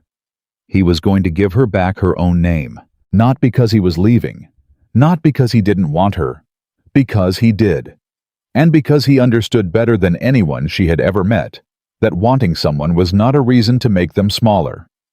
She pushed off the door and climbed the stairs. In the morning, she decided she was going to be in that library before he was. She was going to need to understand every line of whatever that restructuring required. She was going to be ready. She was going to sign her own name in her own hand, and it was going to mean exactly what she said. It meant no more, no less, and nothing that belonged to anyone else. She had been remembered by her mother, and found by a lawyer, and tested by a county, and unmoved by a judge. And she was still standing. And the man who had the legal authority to define her existence had just decided to give it back. She lay down in the dark and stared at the ceiling and thought about Ruth Whitcomb's careful stitches and the cloth in her pocket and the lamp in the library window. My daughter must know she was loved. She knew. She was beginning to understand what to do with it. He came from Richmond on a Wednesday in a coat that cost more than most men in the county earned in a month, and he brought with him a leather case full of documents and an expression that made very clear he had not expected the meeting to involve a woman at the head of the table. His name was Mr. Aldous Fitch, solicitor, and Nathaniel had sent for him the morning after the Ashwell dinner. Clara had been in the library when the letter was written. She had watched Nathaniel write it without a word, and she had understood from his posture that he was not asking for her permission. He was following through on what he'd said in the carriage, and he was doing it before he could talk himself out of it. She had respected that. She had also made sure she was dressed and at the table before Fitch arrived. He walked in, assessed the room, and directed his remarks to Nathaniel. "I received your letter," he said, setting his case on the table and opening it without preamble. "I'll admit the arrangement you're proposing is irregular." "It is legal," Nathaniel said. "Legal and advisable are different matters." Fitch glanced at Clara, not rudely, but with the mild, impersonal curiosity of a man looking at a piece of furniture that has been placed in an unexpected location. "Miss Whitcomb, I represent several estate matters in the Richmond district. I am told you are new to property management." "I am new to owning property," Clara said. "I am not new to managing things. I have been doing it since I was old enough to hold a ledger." Fitch's eyebrows moved slightly. He looked back at Nathaniel. "The will stipulates executor oversight until age 25 or marriage. I am aware of what it stipulates," Nathaniel said. "I drafted the oversight framework I am proposing within that stipulation. Miss Whitcomb will hold direct administrative authority, her signature binding on leases, account adjustments, and operational decisions. I retain executor designation for legal protection against creditor claims. The will's terms are not violated. The practical authority transfers. You are essentially removing yourself from the daily governance. I am recognizing that the daily governance is being conducted competently without my intervention." Fitch turned to Clara again, this time with slightly more attention. "You understand that removing his practical oversight exposes you to legal challenges. If a creditor claims the estate is being mismanaged, then they will need to demonstrate mismanagement," Clara said. which they will find difficult given that since I arrived at Fairbourne Hall, the estate's corrected accounts show a 14% improvement in net income. One fraudulent lease clause has been identified and amended, and a missing dividend has been traced and is currently in recovery. She paused. If there is a standard of management, I am failing to meet Mr. Fitch. I am willing to hear it stated plainly. Fitch looked at her for a full 3 seconds. Then he looked at Nathaniel with the expression of a man who has just revised his assessment of a situation considerably. "She always like this?" he asked. "Always," Nathaniel said. There was something in his voice that was not quite a smile, but was in the same neighborhood. Fitch turned back to his documents. "All right," he said. "Let's build you a framework." They worked through the morning. Clara asked questions that made Fitch reach for his references twice. She pushed back on 2 clauses that would have left ambiguous oversight language in the account authorization section, and she was right both times, and Fitch acknowledged it without much grace, but without dishonesty either. By noon, a framework existed that was, as far as Clara could determine, exactly what Nathaniel had promised in the carriage. The documents were ready by mid-afternoon. Fitch set them in front of her and indicated the signature line. Clara picked up the pen. She looked at the paper for one moment at the blank line where her name would go at the words above it, that said in the careful formal language of legal instruments, that Clara Whitcomb held authority to act in matters pertaining to the Fairbourne estate, that her signature created binding obligation, that her name on a document was not decoration, but force. She signed. Her hand did not shake. She set down the pen and looked at what she'd written her name in her own handwriting, carrying actual weight in the actual world, and felt something she had no word for yet. Not triumph. Something quieter and more permanent than triumph. The feeling of a door closing behind you that you will never need to go back through. Nathaniel was watching her. She did not look at him. Not because she was avoiding him. Because some moments needed to be entirely your own before you shared them with anyone. Fitch gathered the documents, made his copies, gave his farewells with considerably more warmth than he'd arrived with, and left. The library was quiet. "Well?" Clara said. "Yes," said Nathaniel. They sat in the comfortable silence of 2 people who have just done something that cannot be undone and have decided they are glad of it. Then Esther Bell appeared in the doorway with a letter on a tray and an expression that told Clara the letter was not good news before she'd read a word of it. It was from Bellows, the merchant. He wrote in the careful language of a man who had consulted his own solicitor before putting pen to paper that in light of recent developments regarding the Fairbourne estate's management structure, he felt it prudent to review his involvement in the Chesapeake shipping venture. He would be withdrawing his co-investment for the current season, pending clarification of the estate's legal standing. Clara read it twice. "He's not the only one," Nathaniel said quietly. He had a second letter in his hand, one she hadn't seen arrive. "The Holloway family have suspended the fall grain contract, pending clarification." "Pending clarification," Clara repeated. "Of what?" "Of whether a woman's signature on a contract carries the same legal weight as a man's." She set Bellows' letter down. She breathed through it through the anger and the cold practical calculation of what this meant. 2 contracts suspended. If Vane moved others, if the merchant families began to consolidate against her, the estate's operating income for the fall season would take a significant hit. Not a fatal one, but significant.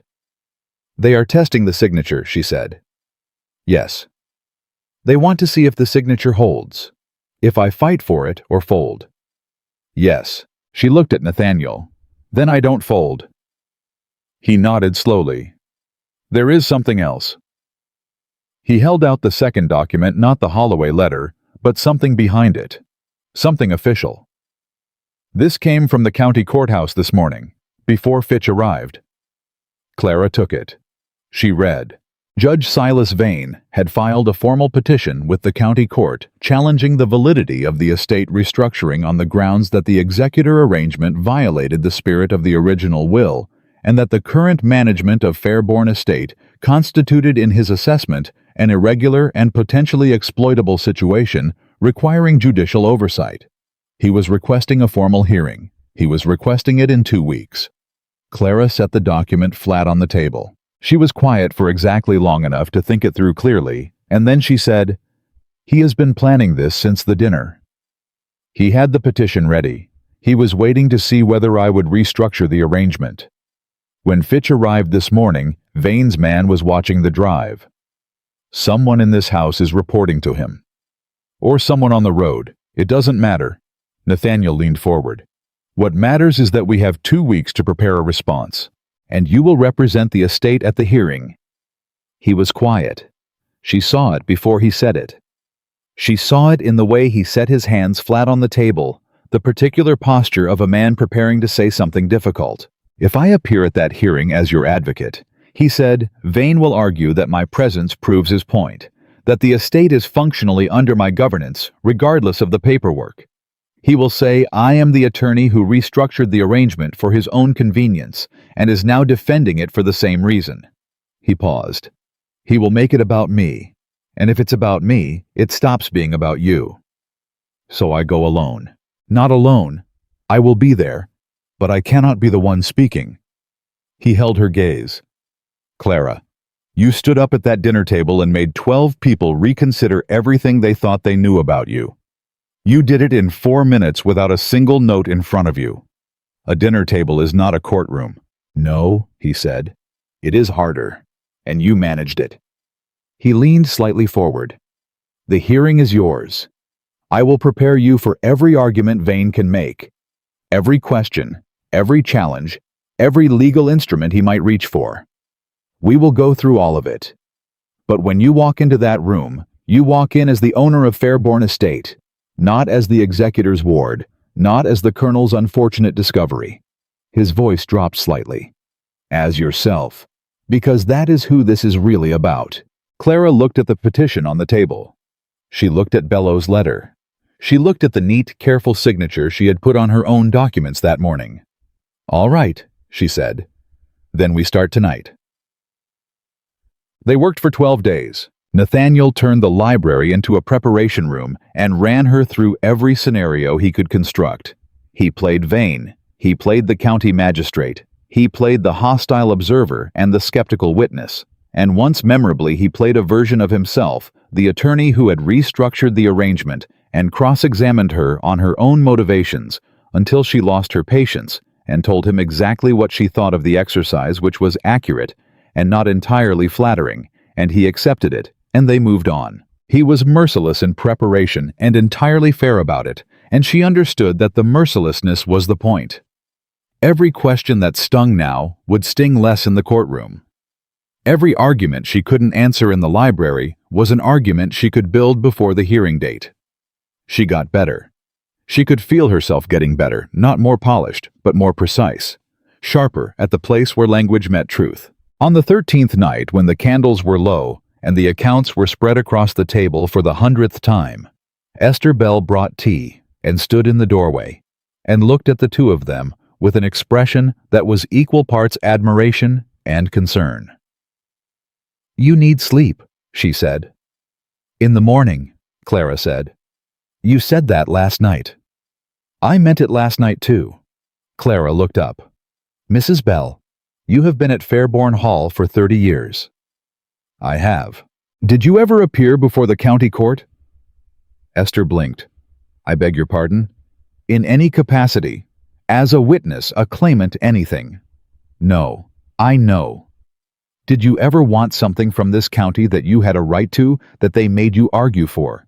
Esther was quiet for a long moment. Then she sat down. "When the Colonel's cousin came through in 1814, she said carefully, he tried to renegotiate the household staff contracts, reduce wages on account of the estate's finances. I told him I had a written agreement from the Colonel himself setting the rates." She paused. "He told me a housekeeper's agreement wasn't binding in the same way a gentleman's contract was." "What did you do?" "I showed him the document. I stood in that front hall, and I read it to him line by line out loud until he ran out of arguments. Her voice was very dry. He left 3 days later. The wages were not reduced. Clara looked at her. How did you feel in that hall? Esther thought about it. Like the ground was solid under my feet for the first time in a good while. Clara nodded slowly. That is what I am going for, she said. The morning of the hearing, Nathaniel was already downstairs when she came down. He was dressed formally, hat in hand, and he looked at her when she entered, and something in his expression pulled tight for just a moment before he settled it. Ready, he said. No, she said. But that has never stopped me before. He almost smiled. It won't stop you today either. They rode to the courthouse in the same carriage that had carried them to the Ashwell dinner, and the ride had some of the same charge as that one. The awareness of each other, the weight of what was coming, but different in quality. That ride had been about what they were walking into together. This one was about what she was walking into alone. When the courthouse came into view, Clara saw the crowd before they stopped. It was not a mob. It was Virginia in 1817, and public decorum meant something even when private feeling did not. But there were people more than a routine estate hearing warranted. Word had traveled. People had come to see what a woman from a charity house would do when a county judge pushed back. Nathaniel saw her see them. Don't look at the crowd, he said quietly. Look at the magistrate. Only the magistrate. I know, she said. I know you know. I said it anyway. She looked at him. Nathaniel. Yes. Whatever happens in there, what you did with the restructuring, that was right. Regardless of how today goes. I want you to know I understand that. He held her gaze. Go show them who you are, he said quietly. She got out of the carriage. The hearing room was formal, warm, and arranged in the precise configuration of a space designed to make petitioners feel small. Clara walked in and sat at the table indicated, set her documents in front of her, folded her hands, and waited. Judge Vane arrived with his solicitor and took his place across the room with the ease of a man on familiar ground. He glanced at Clara. His expression was measured, controlled, and beneath the control, satisfied. He believed he had her. The magistrate called the proceedings to order. Vane's argument was structured and practiced. The estate restructuring was irregular. The will specified executor oversight.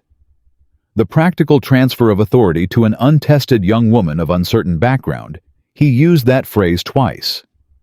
Uncertain background each time, with the delicacy of a man placing a blade, carefully constituted a deviation from the testator's clear intent.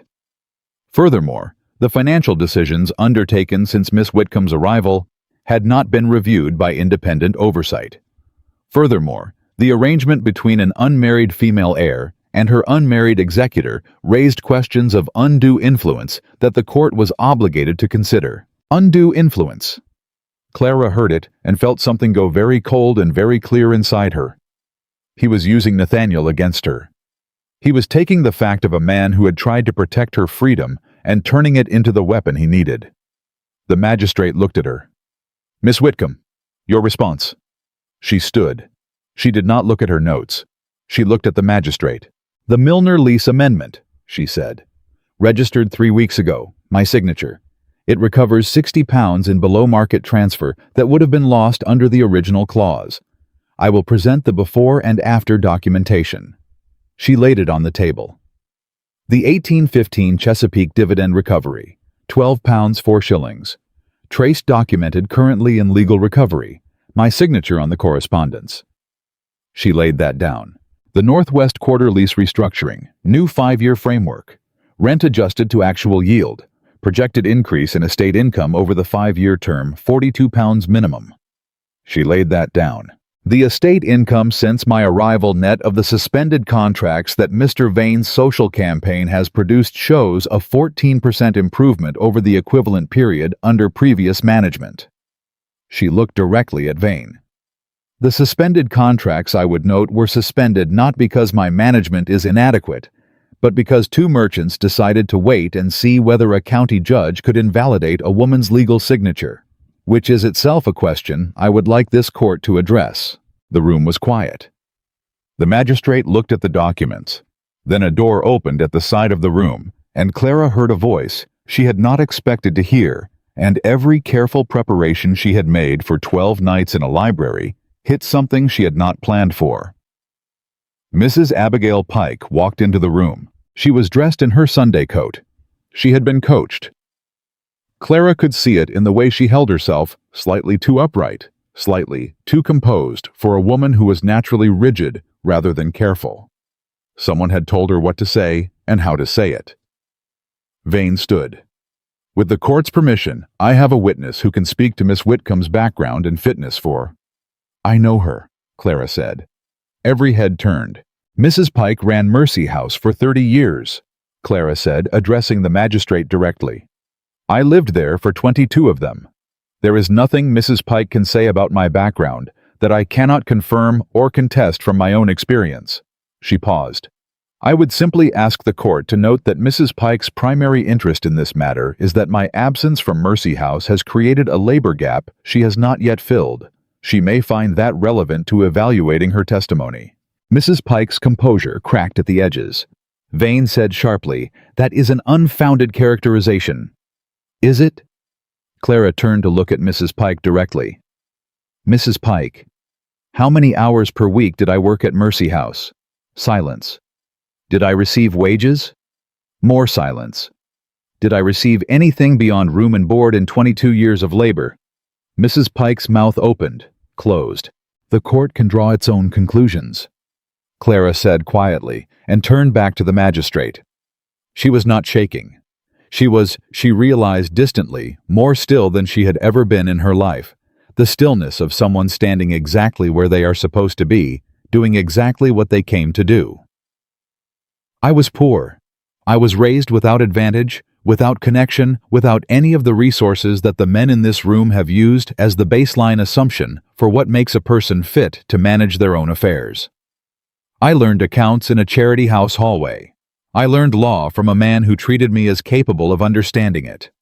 I have increased this estate's income, corrected its damaged records, and restructured its agreements to prevent further loss." She looked at Vane. "You fear women with property, Judge, because property gives us memory. It gives us voice. It gives us consequence. And you have lived a long time in a county where the consequences were controlled by men who looked like you." She turned back to the magistrate. "I am asking this court to recognize that the law says what it says, not what would be convenient. My name is on those documents. My work produced those results. And my right to sign my own name is not conditional on anyone's comfort." The magistrate looked at the documents for a long time. He looked at Vane. He looked at Mrs. Pike, who was looking at the floor. Then he looked at Clara. "The petition is denied," he said. Nathaniel was outside when she walked out. He was standing exactly where she had left him, off to the side, slightly apart from the crowd watching the door. When she came through it, she saw him absorb her expression and understand the outcome before she said a word, and something in his face moved in a way that he did not attempt to control. She walked to him, stopped. "Well?" he said. "Denied," she said. He breathed out one long, quiet breath that told her how much he had been holding. Around them, people were watching. The crowd that had come to see what a woman from a charity house would do. Clara did not look at them. She looked at Nathaniel. "You said," she started and had to stop and begin again because the steadiness she had maintained for the last 2 hours was beginning to cost her something now that there was no longer any need to spend it. "You said that when I held my own authority, when it was no longer a legal question." "I remember what I said," he said quietly. "I am holding it now." Her voice was even. "Today I am. In 3 months I will be holding it more firmly. In 6 months I will know every account, every lease, every obligation, and every opportunity in that estate, and my name will be on all of them, and there will be nothing anyone can say about it that has any purchase." She paused.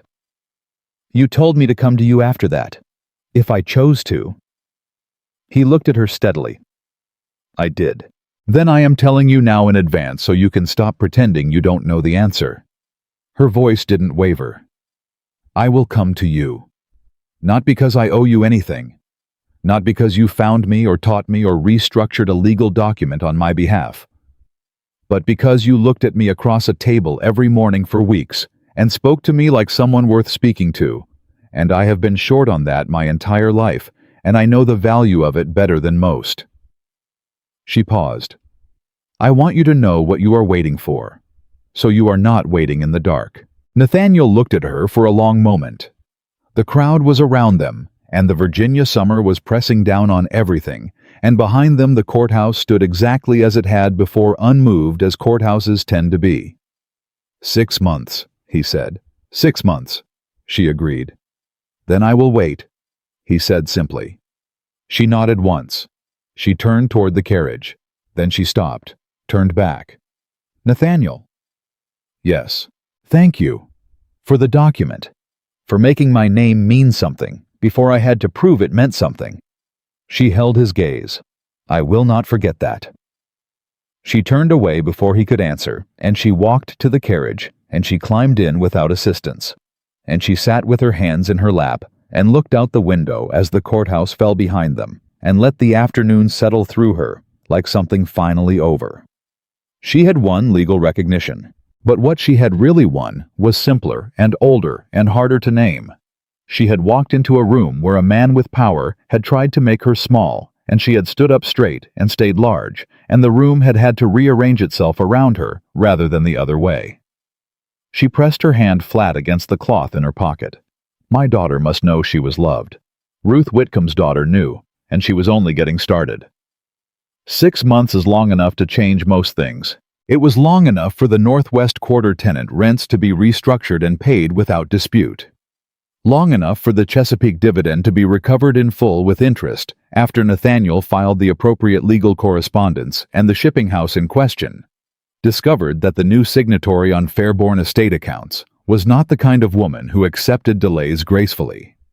Long enough for Bellows to reinstate his contract quietly through a written letter that managed to be both apologetic and self-justifying, in the same sentence which Clara found impressive in a narrow sense, and for the Holloway grain agreement to be renewed on terms that were by any reasonable accounting better than the original. Long enough for the county to begin to adjust, not to embrace her.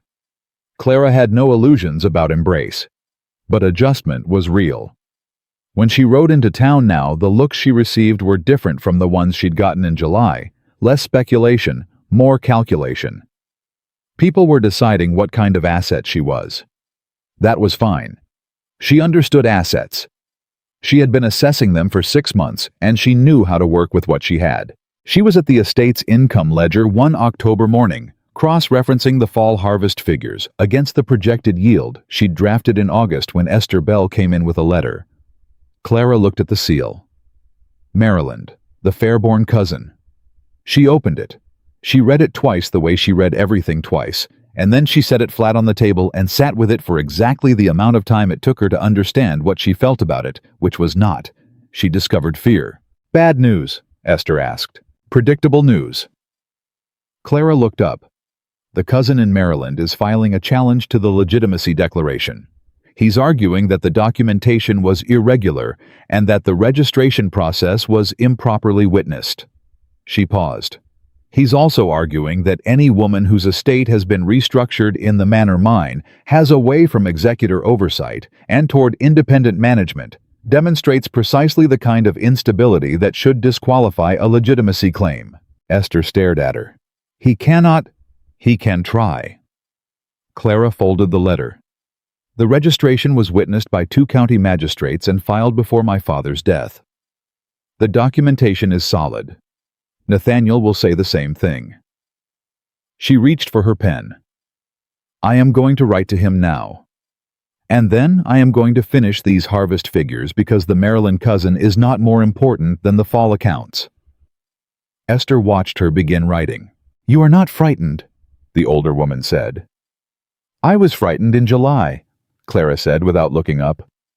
I stood in the yard of Mercy House, and a man said my name and my hands shook. That was the last time. She finished the letter, folded it, sealed it.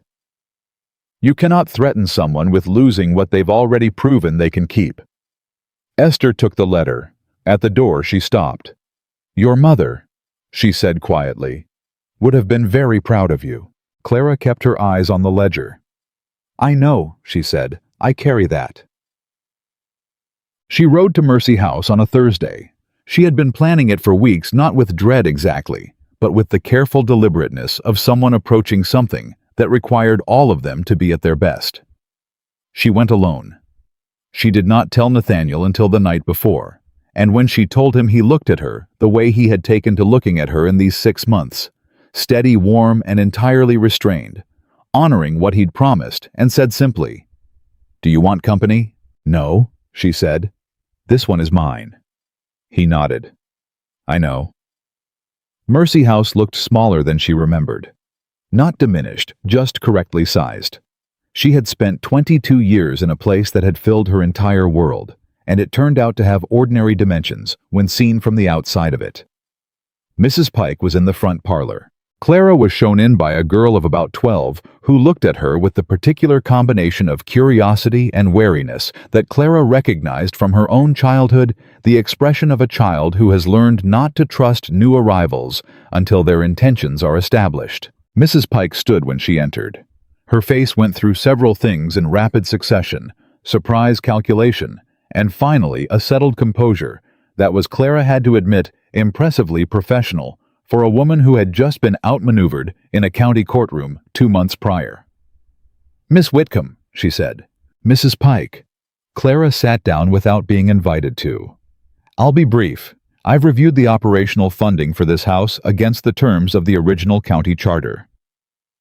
The charter specifies that Mercy House receives a portion of its operating funds from estate contributions within the county, including Fairborn Estate, which has been in arrears on that contribution for 4 years. Mrs. Pike's composure flickered. "I was not aware." "I am aware. That's what matters." Clara set a document on the table.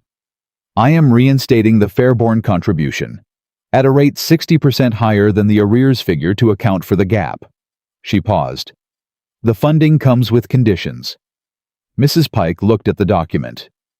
"The first condition," Clara said, "is that you retire." The silence that followed was the particular kind that comes before a storm. Mrs. Pike looked up. "I beg your—" "You have run this house for 30 years, Clara said. "You have kept children alive, which is not nothing. I want to say that clearly because I have never been a person who refuses to see what is real." She held the woman's gaze. "You also kept children useful, which is a different thing. You kept me useful for 22 years and called it care, and we both know what it was. I do not hold it against you as a sin. I hold it against you as a disqualification." She paused. "The new matron's name is Mrs. Frances Cole. She comes with references from 2 Richmond households, and she has 3 children of her own, and she knows the difference between labor and love. She starts the 1st of November. Mrs. Pike's jaw was tight. "You have no authority over—" "I have the funding authority," Clara said simply. "And the county charter allows contributing estates to stipulate operational conditions on their support." She stood. "There is a second condition." She reached into her case and drew out a second document. "A schoolroom," she said. "I am funding construction on the East Addition, reading arithmetic and legal basics. What contracts say, what rights exist, what words mean in a document that someone asks you to sign. Every girl in this house will attend." She set the document down beside the first. "I was taught to read in a hallway by firelight because no one here thought my reading served their purposes. I am fixing that." Mrs. Pike stared at the 2 documents. "Why?" she said finally, not combatively. Something had gone out of her voice. She sounded, Clara realized with a startled, "You owe this place nothing." "No," Clara agreed. "I don't." She picked up her case. "That is exactly why I can choose to come back to it." She walked out. In the hallway, the girl who had shown her in was still there, leaning against the wall, with the very specific posture of a child who has been listening through a closed door and is not remotely sorry about it. Clara stopped. The girl straightened and looked up at her with eyes that were wary and very bright. "How old are you?" Clara asked. 10, the girl said. "Ma'am." "Can you read?" "A little, not much." Clara crouched down to the girl's eye level, which was not something she did with ease, but which felt in this particular moment necessary. "You'll be able to read properly by spring," she said. "Someone is going to teach you. Not just letters, what the letters mean when they're in a row, what you can do with them." She paused. "Do you understand?" The girl looked at her for a moment. Then she said with the directness of children who have not yet learned to perform uncertainty, "Are you the lady the other girls said got rescued?" Clara held her gaze. "No," she said. "I am the woman who learned nobody needed to rescue her." She stood. "Remember that. There's a difference, and it matters." She walked out into the October air and stood for a moment breathing it in, and she was not sad, and she was not triumphant, and she was not looking back at the building behind her. She was looking forward. Guy. Mrs. Dorothea Ashwell arrived at Fairbourne Hall on a Friday afternoon uninvited in the manner of a woman who has decided that the time for formal courtesies has passed. She sat down in the parlor, refused tea, and looked at Clara with the river water eyes that missed nothing. "The Maryland challenge," she said. "You heard," Clara said. "I heard before you did. The cousin wrote to Judge Vane before he filed." Ashwell's voice was dry. "They are coordinating." Clara absorbed this. How many people know? Enough. Ashwell set her hands on her knees. "I am here because I told you in September that I was interested in where you were going. I have watched where you went, and I have made my decision." She reached into her bag and produced a letter. "This is my formal attestation of character and social standing submitted to the Richmond Circuit Court in support of the Fairbourne legitimacy documentation. It carries my name and my seal, and it is worth a considerable amount in that court, because I have been a widow with contested holdings myself, and I know every magistrate in that circuit personally." Clara looked at the letter. "You don't know me well enough to do this," she said carefully. "I know you well enough." Ashwell's voice was matter-of-fact. "I know you stood up at my dinner table and said 5 true things in 4 minutes. I know you walked into a county hearing alone and came out with the petition denied. I know you rode to Mercy House last Thursday and retired its matron and funded a schoolroom out of your own estate income, which is not the act of a woman managing property for personal gain." She paused. "I know that you are the kind of person who makes things better when she arrives somewhere, which is rarer than it ought to be and worth protecting." She stood. "The letter is yours. Use it." She left without further ceremony. Clara held the letter for a long time after the carriage sounds faded. Then she walked to the library and set it with the other documents. The legitimacy filing, the restructuring papers, the signed leases, the recovered dividend correspondence in the growing stack of evidence that her name meant something in the world. The library was quiet. It was also, she noticed, exactly where it had always been. Second door on the left, the place where she had first opened an estate ledger at 5 in the morning, and Nathaniel had found her there, and the whole arrangement had begun. 6 months, she thought. Almost exactly. She stood in the room and looked at the empty chair across the desk. Then she went to find him. Kick. He was not in the house. Esther told her he had gone to the South Field to speak with the tenant there about the adjusted lease, something he had been doing with quiet regularity in these 6 months. The small maintenance work of an executor who had kept his word about staying present without staying in the way. Clara went to the South Field. She found him on his way back, coming up the road with his coat over his arm and his sleeves rolled to the elbow in the October afternoon, and when he saw her, he stopped walking. She stopped too. They stood in the road and looked at each other. 6 months, she said.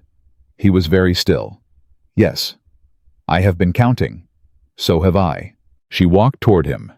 He waited, not passive, not uncertain, but with the deliberate patience of a man who has made a promise and is keeping it to its last hour. She stopped 2 feet from him. I want to tell you something, she said. Before anything else. Tell me.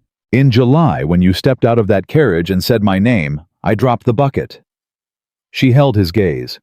Not because I was startled, because in 22 years nobody had ever said my name like it was attached to something worth saying, like I was a person with weight. She paused. You have said my name that way every day since.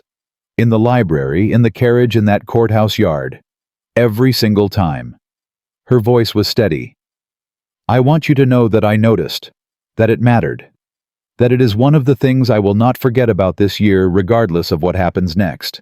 Nathaniel looked at her with the particular expression she had learned to recognize over 6 months, the one he wore when he was working very hard to keep himself from saying too much. Clara, he said. Yes. May I ask you something? You may. He took a breath. And then, without the legal framework, without the restraint of the executor's role, without any of the careful architecture they had built between them to keep this moment from arriving, before it was earned, Nathaniel Harrow looked at her and said, Clara Whitcomb, may I court you with honorable intention? The October afternoon was very quiet. Clara looked at him. She looked at him the way she had looked at ledgers and lease documents and legal instruments fully, without flinching, taking in exactly what was there and nothing that wasn't. Then she said, I do not need you, Nathaniel Harrow. Something moved across his face. He accepted it. She saw him accept it, absorb it, begin to settle into the shape of a disappointment he had always known was possible. He was not a man who collapsed, but she saw the cost of it, and she let herself see it, because she was not going to spare either of them the fullness of this moment. Then she said, That is why my yes means something. He looked up. Yes, she said simply. Court me, with every honorable intention you have. I will receive them. She tilted her head slightly. And I suspect you have quite a few. What crossed his face then was not relief. It was bigger than relief, and quieter. It was the expression of a man arriving somewhere he had been walking toward for a long time, setting down what he'd carried and finding the ground solid. He reached for her hand. She gave it to him. They stood in the road in the October afternoon. Two people who had spent 6 months becoming exactly who they needed to be before they could be this, and held on, and the Virginia fields were quiet around them, and no one was watching, and it was entirely sufficient. She went back to Mercy House one more time before winter came. Not for business, not for conditions or funding or formal purposes. She went because there was something she needed to do that had no legal form and no document attached to it and no audience required. She went on a Saturday morning, and she walked through the gate, the same gate she had walked through in July with a cloth bundle and 2 rope-burned palms and 22 years of being useful to everyone and precious to no one. And she stood in the yard where the well rope had worn those marks into her hands, and she breathed. The girl was there, the 10-year-old with the bright, wary eyes. She was sitting on the porch steps with a primer open in her lap, sounding out words with the labored concentration of someone learning a new language letter by letter. Mrs. Cole had started her early. Clara had expected nothing less. The girl looked up. You came back, she said. I came back. Clara agreed. She sat down on the step beside her. How is the reading? Hard, the girl said honestly. But Mrs. Cole says hard means it's working. Mrs. Cole is right. Clara looked at the primer. What are you reading? The girl held it up. It was a simple legal document, a basic property deed simplified for instruction. Clara had written the curriculum herself, specifically requesting that legal language be introduced early and explained plainly. She was not going to send girls into the world unable to read the papers someone handed them to sign. It says, the girl began carefully sounding each word out, that the person who signs has the right to all that is contained. She looked up. What does contained mean? Everything inside, Clara said. Everything that belongs to the thing being described. The girl looked back at the page, read it again with the new meaning in place, nodded slowly the way children nod when something has snapped into focus. So if you sign it, she said, everything inside belongs to you. That's right. The girl was quiet for a moment. Then she said, is that what happened to you? Someone gave you a paper and you got everything inside. Clara thought about it. About July, and the leather case, and the sealed letter, and a man saying her name like it was attached to something. About 12 days of preparation in a library. About the courthouse yard, and a hand briefly held, and a promise made. About a sewing basket in a locked room, and a scrap of cloth with small, careful stitches. About signing her own name at a table with a solicitor who hadn't expected her to push back and a man across the desk who had never once been surprised that she did. "No," she said finally. "Someone gave me a paper that said I was allowed to go get everything inside myself." She paused. "There is a difference." The girl considered this with the seriousness it deserved. "Is it hard?" she asked. "Going to get it yourself." Clara looked out at the yard, at the gate, at the road beyond it that led to Fairbourne Hall, and to a library with 2 chairs facing each other across a table full of accounts, and to a man who had waited 6 months and said her name every single day like it meant what it meant. "Yes," she said, "and it is the only way that the getting belongs to you." She stood. She smoothed her dress. She looked at the girl one more time. "Learn the words," she said. "All of them. Every one they put in front of you. Because words are how they write the rules, and you cannot change a rule you cannot read." She walked back through the gate. She did not look behind her. She had done that for the last time in July, when a black carriage had stopped on a road and a stranger had called her name, and she had understood in the space of one dropped bucket that her life was going to split in 2 before and after Mercy House, and the world, the woman she had been, and the one she was going to have to build herself into one signed document and one hard question and one honest answer at a time. Clara Whitcomb had not been rescued. She had not been saved by a will, or elevated by a dead man's guilt, or defined by a county court's recognition, or completed by a man who loved her. She had been found by her own determination in a library at 5 in the morning, in a deed that bore her signature in a piece of cloth with careful stitches, in a question asked plainly and answered the same way. She had been found by herself, and that was the story that mattered. Not that a lawyer came to an orphanage one July morning and said a young woman's name aloud, but that the young woman heard her name spoken with weight and decided from that moment forward that weight was what she intended to carry. Not on her back, in her hands. Her own hands holding her own life open to no one's direction but her own. That was freedom, not being chosen by the powerful, not being lifted out of one house and set down in another, not waiting for a man with legal authority to decide you were worth something and then gratefully agreeing. Freedom was Clara Whitcomb at 22, walking out of Mercy House with a cloth bundle and rope-burned palms and not a single thing she hadn't earned. Freedom was Clara Whitcomb at 23, sitting across a library table at 5 in the morning, asking why the numbers didn't agree with each other. Freedom was Clara Whitcomb standing in a county courthouse telling 12 men exactly what she had built and daring anyone to call it less than sufficient. And freedom was Clara Whitcomb, choosing clearly completely, with her eyes open and her name on her own documents, and no debt between her and the man she loved, saying yes, because she wanted to, because she could, because it was hers to say. She had signed her own name, and that signature was the beginning of everything.